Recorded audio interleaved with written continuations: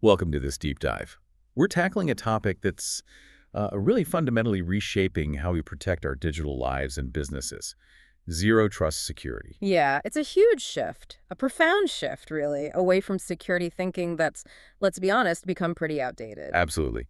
So today we're diving deep into what zero trust really means. We want to uncover, why it's suddenly gone from just an interesting concept to an absolute necessity right now. And explore the benefits, the very tangible benefits it brings to organizations, big and small. Exactly. And our guide for this deep dive is an insightful article from Techshift by Jay Tillotson. Yeah, it's a good one.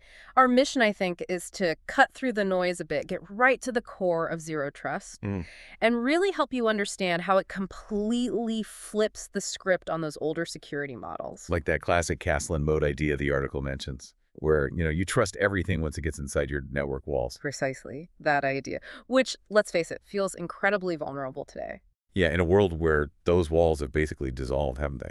They really have. The internet is the network now, pretty much. And that old moat, it disappeared quite a while ago. So let's unpack this then. At its heart, what is zero trust security? Okay, so one of the most critical points the source makes, and it's key, is that zero trust isn't some product you just buy off the shelf. Right, not a magic box. No, not at all. It's a strategic framework. It's a complete rethinking of your security posture. So it sounds like it's much more about a philosophy, a way of thinking, than a specific piece of tech. That's exactly right. And the core principle, it sounds simple, but it's incredibly powerful. Never trust, always verify. Never trust, always verify. It means you totally eliminate that old idea of implicit trust. You don't automatically trust anything just because it happens to be inside your supposedly secure network border. Okay, so unlike the old castle where, you assumed everything inside the walls was safe, now you assume nothing is safe until it's proven otherwise, even if it's sitting right next to you, digitally speaking. Exactly that. The article really highlights this. Every single user, every device, every application has to be continuously verified. Continuous. Continuously. Regardless of whether they're physically inside an office or working remotely, outside the traditional perimeter, location just doesn't grant trust anymore. Wow, that changes everything, doesn't it? How do you even begin to verify everything all the time? Like, what determines if someone or something actually gets access? Well, it really starts with strict identity verification, making absolutely sure that user or that device is who or what it claims to be. Okay, so we're talking more than just a simple password here. Oh, much more. Think strong multi-factor authentication, MFA. That's using multiple pieces of evidence, right? Like a password and maybe a code from your phone to prove it's really you. Right, I use that all the time. Exactly. And the source also mentions checking device health. Is the device up to date? Is it patched? Does it have malware running on it? And then access is granted based on least privilege principles. Least privilege, meaning you only get the absolute minimum access you need to do your specific job and nothing more. Correct. And crucially, it's not static. It's not a one-time decision. It involves continuous monitoring of behavior and context. Context like? Like, is this user trying to access a system they normally wouldn't? Are they doing it from, I don't know, an unusual location or maybe at a strange time of day? The access policy can actually adapt based on that real-time context. That sounds complex to build out. What kinds of technological pieces are typically involved in making this whole framework function? Yeah, it does tie together several technologies, some existing, some emerging. As we mentioned, robust identity and access management, IAM. That's absolutely foundational. It's the system managing who gets access to what. Right, with MFA as part of that. Exactly. Then there's network segmentation, or more specifically, something called microsegmentation. Okay, break that down a little. What does microsegmentation mean here? Well, instead of having one big flat network where an attacker, if they get in, could potentially move anywhere, microsegmentation isolates individual applications or data stores or maybe even single devices. Think of it like putting each valuable asset in its own secure room with very specific keys needed just for that room. Instead of just one big fortified building with maybe one main key. Exactly. This drastically limits what we call lateral movement. So if one little piece gets compromised, the damage is hopefully contained just to that tiny segment. It can't spread easily. Precisely. It's about assuming a breach could happen, maybe will happen, and limiting the blast radius when it does. Makes sense. The source also points to the need for real-time analytics and automation. You need to be constantly watching what's happening, detecting anomalies, things that look weird, and then automating responses to enforce those security policies immediately. So the overall goal is what? Minimize the attack surface? Minimize the attack surface, prevent attackers from moving freely inside if they do get a foothold, and contain any potential breach quickly. Yeah. Okay, that makes a lot more sense now. Yeah. It really is like building a digital security system where every single interaction is questioned and checked constantly. Yeah, you got it. But why is this shift so critical right now? What's changed in the world recently to make the old ways, well, insufficient? The article lays out a few really big converging trends. A major one, as we touched on, is the dissolution of that traditional network perimeter. Right. The castle walls crumbling. Yeah. With cloud computing, all these SaaS applications everywhere, remote work becoming standard. Yeah. People, data, applications, they aren't living neatly inside a physical office network anymore, are they? No, they're everywhere. Access from anywhere, on any device. So relying on your physical location relative to some data center for security, it just doesn't work anymore. It's irrelevant. And the threats themselves have changed, too. Oh, definitely. Another key driver is the increasing sophistication of threats. Attackers aren't just, trying to batter down the front door anymore. They're often using things like phishing to steal legitimate credentials. Right, tricking users. Exactly. And then they move laterally inside the network using those seemingly valid, trusted credentials. And if your internal network operates with that old implicit trust model, well, that's exactly what they'll exploit, isn't it? Precisely. By assuming breach and verifying every single interaction, Zero Trust directly combats that lateral movement strategy. It makes it much harder for them. Yeah. Any other drivers? Yeah, the source also points to regulatory pressure. Think about regulations like GDPR for privacy or HIPAA in healthcare, PCI DSS for payment cards. They all require much more granular control over who can access sensitive data, and they demand detailed audit trails. Zero Trust principles like least privilege and strict verification align perfectly with those requirements. Helps meet compliance. And there's a business driver too, right? Yeah. Think about agility. Absolutely. That's a big one. Organizations today need to rapidly adopt new technologies, maybe integrate with partners quickly, scale up or down. Zero Trust provides a security foundation that actually enables this digital transformation securely. You can move faster without feeling like you're sacrificing security every time you connect something new or work with someone different. So it's not just playing defense, it's actually a strategy that enables proactive growth. That's interesting. It really can be. Okay, let's talk about the payoff then. What are the real tangible benefits an organization actually sees when they adopt Zero Trust? Well, the most immediate and maybe obvious one is enhanced cybersecurity and resilience. Simple as that. How so, specifically? By eliminating that implicit trust and really enforcing least privilege, you drastically reduce the probability of a successful breach happening in the first place.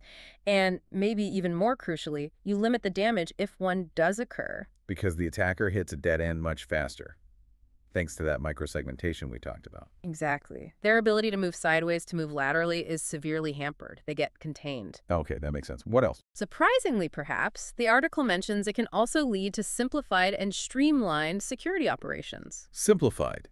It sounds complex. It sounds complex, but think about it. While it involves multiple components working together, by consolidating security controls into a unified, policy-driven framework, it can actually be less complex than trying to manage a sprawling, disjointed mess of different legacy security tools that don't talk to each other. Ah, I see. That could be a huge relief for already overburdened IT and security teams. Definitely. And as we touched on, it directly supports digital transformation. It provides that secure architecture you need to confidently embrace cloud services, remote work, IoT devices, third-party collaborations, all without exposing yourself to undue risk. What about the people actually using the systems day to day? The employees, the users? Does all this added security create more friction for them, more hoops to jump through? Well, the source actually suggests the opposite can be true. Think about traditional approaches. They often relied on cumbersome VPNs, right? Which could really slow things down. Oh yeah, VPNs can be painful. They can. Zero Trust, with its focus on direct-to-app connectivity and those context-aware policies, can actually provide a much more seamless and secure user experience from anywhere on pretty much any device. Less frustration, potentially increased productivity. Interesting. And finally, there's the impact on reputation and trust. Hugely important. We all see the headlines. Data breaches are incredibly damaging to customer confidence, brand reputation, everything. Implementing zero trust and being able to demonstrate strong adaptive security practices isn't just good hygiene anymore. The article frames it as a real business differentiator in a competitive landscape where trust is just paramount. Okay, so the why and the what are clear. The benefits seem really compelling. But how? How do you actually implement this? The source emphasizes this is a journey, right? Not an overnight change. That's such a critical point. You absolutely don't just flip a switch and you're zero trust. It doesn't work like that. So what are the steps? The article outlines some core steps. First, you need to identify and prioritize your most critical assets. What the source calls your protect surface? Your crown jewels. Exactly. What are the things, the data, the apps, the systems you absolutely must secure above all else? Focus your efforts there first. Okay, makes sense. Focus where it matters most. Then what? Then, you need to map how data flows. How do users and devices normally interact with those critical assets? You have to understand the legitimate traffic patterns before you can start defining policies to restrict everything else. See what's normal before you can spot abnormal. Precisely. And enforcing that strong identity and access management with MFA, with device health checks, that's foundational, as we discussed. Right. That needs to be coupled with applying microsegmentation and least privilege. Isolating those key assets and making sure that access policies are really granular and dynamic, not just set and forget. And keeping a constant eye on everything, I assume. Yes, absolutely. Continuous monitoring, auditing, and automation are just non-negotiable in zero trust. You need that real-time visibility to detect anomalies, things that look suspicious. And you need the ability to automate responses to enforce your policies instantly. And it's not static either. You have to regularly review and update your policies as the threats change, as your business evolves. The article also stresses it's not just about the technology, though. Oh, absolutely not. That's key. Fostering a culture of security and collaboration across the entire organization is vital. It really involves everyone, from the C-suite all the way down. How so? It requires IT, security, and the business teams to actually work together closely to redefine access, rethink old processes. People and process are just as important as the tech. What are the biggest hurdles organizations typically face when they start down this path? It sounds like a big undertaking. It can be. The article points out a few common challenges, things like the cultural shift required getting people to think differently about trust. There's the investment needed in new tools and maybe new skills. Sure. And just the sheer effort sometimes needed to untangle and rethink those legacy processes that might have been built entirely on that old idea of implicit internal trust. So, given those challenges, how does the source suggest approaching it? Where do you start? The recommended path, and this makes a lot of sense, is to start small. Don't try to boil the ocean. Okay. Pick a critical application, maybe, or a specific business unit for a pilot program. Learn from that initial experience, measure the improvements, hopefully see some wins, and then iteratively expand the zero trust framework across more of the organization. Communication is also really key here. Constantly show the benefits to stakeholders, build momentum, keep people informed. And use automation? And definitely leverage automation wherever possible to help manage the complexity as you scale. Okay, so we've covered the concepts, the benefits, the implementation steps. The article also gives some examples of real-world impact. What have organizations actually seen after adopting zero trust? Any measurable results?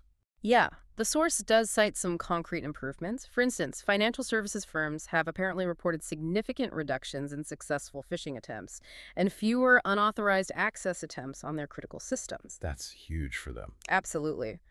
Healthcare organizations have seen better protection of sensitive patient data, which also helps them meet those really stringent compliance requirements like IP. Makes sense. And retailers have apparently enhanced the security around payment card data and just improved their overall resilience against attacks. And it sounds like the major tech leaders are really paving the way here, setting the standard. Yeah, definitely. Companies like Microsoft and Zscaler are mentioned specifically as leaders whose own adoption of zero trust principles is really setting benchmarks and influencing countless other enterprises globally. It's moving from bleeding edge to, well, standard practice for forward-thinking companies. Which really brings us to that critical question posed in the article, doesn't it? And it feels very relevant to ask you, the listener, this directly. Is your organization, or maybe the companies you interact with every day, Are they still relying on those outdated security models built on perimeter trust? Or are they actively building this zero trust foundation, the kind that can truly empower secure growth and resilience in today's world? That's a really fundamental question, I think. It gets right to the heart of managing digital risk today. It really does, because if your security strategy is still fundamentally rooted in that old idea that inside is safe, well, you're leaving yourself exposed to the most common and often most damaging attack vectors we see today: Which are? compromised credentials and that lateral movement inside the network. And relying on that old model holds you back, doesn't it? From securely adopting the cloud or enabling effective remote work or forming new partnerships quickly. Exactly. Security becomes this handbrake, this obstacle, instead of what it could be, an accelerator for the business. Which leads perfectly, I think, into the article's final thought. It's a really compelling way to frame all of this. Zero trust isn't just a defensive measure. No. It's the security strategy that actually keeps an organization in the lead, as the article puts it, in this constant race towards digital transformation. It's about positioning yourself, not just to defend against today's threats, which you have to do, but also to securely embrace the technologies and the opportunities of tomorrow. Right. It fundamentally transforms security from, maybe a necessary evil or a cost center into a potential competitive advantage, an enabler of future innovation and growth. That's a powerful shift in perspective, definitely. Understanding zero trust seems absolutely essential now for navigating the modern digital world. Whether you're directly involved in security yourself, or maybe you're just trying to understand the increasingly complex and sometimes risky landscape that you operate within every day. Absolutely. It really impacts everyone, one way or another. Well, thank you for joining us for this deep dive into zero trust security, guided by those great insights from Jay Tillotson's article on Techshift.